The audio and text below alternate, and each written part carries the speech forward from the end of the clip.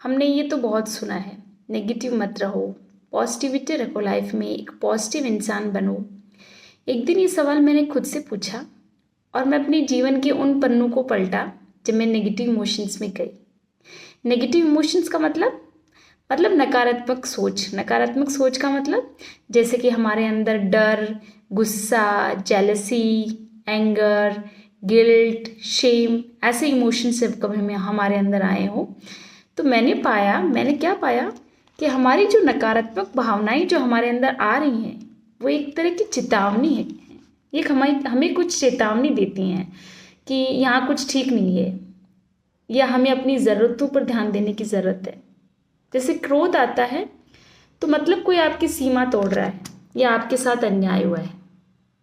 हाँ, पर यहाँ पर भी मैं एक बात बताना चाहती हूँ कि हर इंसान की सीमा कुछ अलग होती है। जैसे इगोइस्टिक इंसान होगा तो उसकी सीमा बहुत छोटी होती है और इसलिए वह बहुत जल्दी ही और बहुत छोटी सी बात पर भी क्रोधित हो सकता है। इसी तरह जैसे यदि आप दुखी हो तो मीन्स आपके दुखी होने का दुख आ रहा है आपके अंदर, मतलब कोई आपकी हानि हुई है, कोई अधूरापन है आपके जीवन में। यदि आपको भविष्य को लेकर चिंता है, आपको पढ़ाई करियर की चिंता है, तो ये आपके अंदर वरी और एंजाइटी पैदा करेगी। यदि आप किसी से अपनी तुलना कर रहे हो या लोग आपकी तुलना कर रहे हैं, सोशल मीडिया आपकी तुलना कर रहा है, तो इससे आपके अंदर जेलसी पैदा होगी। यदि कोई आपको खतरा है या असुरक्षा है तो आपको डर पैदा होगा। इन कारणों ने मुझे समझाया कि नकारात्मकता हमारे जीवन का हिस्सा है। हम नेगेटिविटी से कभी नहीं भाग सकते और हर इंसान के अंदर नेगेटिविटी होती है। नेगेटिव और पॉजिटिव इमोशंस दोनों आते हैं हर इंसान में।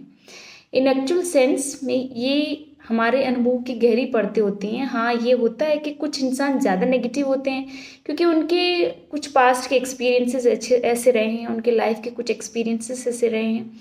तो पर होते दोनों हैं, नेगेटिव और पॉजिटिव इमोशंस दोनों हर इंसान के अंदर होते हैं। तो हाँ, एक बात और, आपने भी अपने आसपास ये सुना होगा लोगों से सुनते हुए कि नकारात्मक सोच को छोड़ दो, नेगेटिविटी को छोड़ दो, छोड़ो इन सबको, पॉजिटिव सोचो। तो क्या हमें हमारे दुख, गुस्सा, डर, चिंता को दबा देना चाहिए? जैसे ही हमारे अंदर आए बस दबा दो इनको, कुछ नहीं सोचना इनके बारे में। क्या ऐसा करके हम सकारात्मकता में जी सकते हैं? नहीं। मैंने यही अपनी ज़िंदगी से सीखा है कि नकारात्मक भावनाओं को लगता है कि दबाना आसान है, लेकिन ये कभी समाधान नहीं हो सकता। जब भी आप दुख या गुस्से को दफन करने की कोशिश करोगे तो कभी न कभार और बड़े रूप में वो वापस आएगा।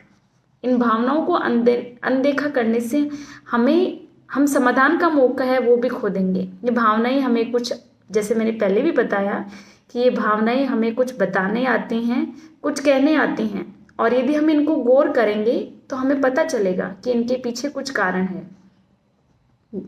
तो अगर हम इनको समझे बिना इनको दबा देंगे तो हम इस कारण का हम इलाज नहीं कर पाएंगे। और मैंने पाया कि भावनाओं को जब हम देखते हैं और जब समझते हैं तो हमें ताकत मिलती है, लेकिन यहाँ पर भी हमें विवेक से काम लेना चाहिए। हमें भावनाओं पर तुरंत प्रतिक्रिया नहीं देनी चाहिए, और यदि हम ऐसा करेंगे तो हमारा डर, गुस्सा या दुख कुछ कमज़ोर पड़ जाएगा। तो निष्क्रिय बैठकर देखना हमें असलियत चीज़ की समझ देता है, और इसके बाद जब सही समय आए तो हम उसी समझ से बुद्धिमानी से कदम उठाएं। लोग कहते हैं कि बस पॉजिटिव सोचो, किसी के बारे में बुरा मत सोचो, पर सही बताऊं दोस्तों, ये भी एक अपूर्ण सलाह है। सच्ची पॉजिटिविटी का मतलब ये नहीं कि आप सच से मुंह मोड़ लो। अगर कोई सामने वाला आपके खिलाफ योजना बना रहा है तो ना सोचना या बस अच्छा सोचना एक आपकी बहुत बड़ी कमजोरी बन सकता है। इवन गीता में भी श्री कृष्ण जी कहते हैं कि अहिंसा का अर्थ ये नहीं कि अन्याय को सहो, तो सत्य को देखो पर क्रोध के बिना निर्णय लो। यानी आपको अपनी रक्षा करनी है पर बिना नफरत के। नकारात्मक जो विचार आते हैं ये हमें कुछ रक्षा की चेतावनी देते हैं, या आपकी इंट्यूशन हो सकते हैं जो आपको सावधानी बरतने के लिए कहते हैं, लेकिन कई बार हम ये सोचें कि नहीं हम तो पॉजिटिव सोचते हैं, हम उनको ऐसा सोच के हम उनको अवॉइड कर देते हैं और फिर वो हम पे भारी पड़ते हैं। तो इस चीज़ का भी बहुत ध्यान रखना होता है ज़िंदगी में।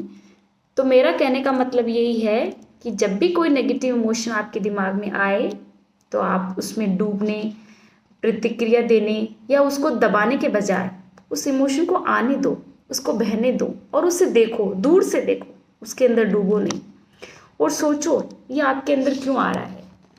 हाँ, ये एक दिन में नहीं कर सकते आप, इसके लिए आपको प्रैक्टिस चाहिए, आपको बार बार ये चीज़ ट्राई करनी होगी और इस तरह से आप उस चीज़ का कारण समझ पाओगे और जब आप कारण समझ पाओगे तो उस कारण को आप हटा सकते हो फिर आप, और इस तरह से आप अपनी बुद्धि और एक्सपीरियंसेस से आप कुछ कंक्लूड कर सकते हो और आप अपनी नेगेटिविटी को धीरे धीरे लाइफ से कम कर सकते हो। Thank you.